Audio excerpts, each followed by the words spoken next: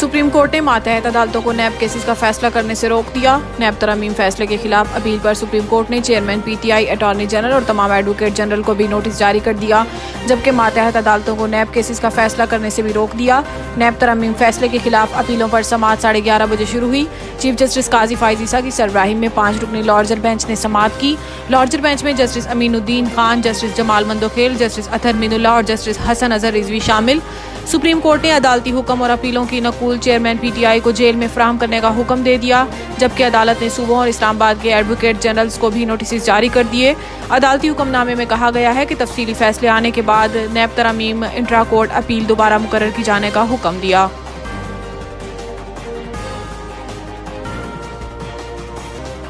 Election commission निगरान वफाकी वज़रा को ओहदों से हटाने की दरखास्त पर फैसला महफूज। इंतखाबात पर असरअंदाज होने या सियासी वाबस्तगी के हवाले से निगरान वफाकी वज़रा को ओहदों से हटाने से मुतालिक दरखास्त पर समाअत में chief election commissioner Sikandar Sultan Raja ने कहा है कि दुनिया में निगरान हुकूमत नहीं होती। यहाँ निगरान हुकूमत का तस्वुर इसलिए आया कि हुकूमत गैर जानिबदार हो जो नजर आए। हचीमा और फवाद हसन के बारे में तासुर तो पैदा हुआ है कि ये किसी एक सियासी जमात के करीब हैं, क्या ये तासुर नहीं? Chief election commissioner Sikandar Sultan Raja की सरबराही में 5 रुकनी बेंच ने केस की समाअत की, जिसमें दरखास्त गुजार अजीजुद्दीन काका खेल ने कमीशन को बताया कि तौकीर शाह ने इस्तीफा दे दिया है। फवाद हसन, फवाद और अहमद चीमा को सियासी बुनियाद पर भर्ती किया गया, इन्हें भी हटाया जाए।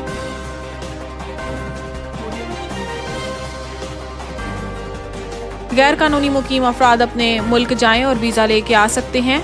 लाहौर में मीडिया से गुफ्तगू करते हुए निगरान वज़ीर आज़म ने कहा है कि हमने गैर कानूनी तौर पर मुकीम लोगों को पहले वक्त दिया, इनके कारोबार या दीगर तरीकों से इनको परेशान नहीं किया। हमने इन पर मुकम्मल तौर पर पाबंदी नहीं लगाई है। ये अपने मुल्क जाएं और वीज़ा लेकर फिर वापस आ सकते हैं। इन्होंने कहा है कि रजिस्टर्ड अफगान मुहाजिरीन को वापस नहीं भेज रहे, गैर कानूनी मुकीम अफराद को वापस जाने के लिए वक्त दिया है। दुनिया को कोई मुल्क गैर कानूनी अफराद को अपने मुल्क में रहने की इजाज़त नहीं देता। किसी भी मुल्क का शहरी वीज़ा लेकर पाकिस्तान आ सकता है।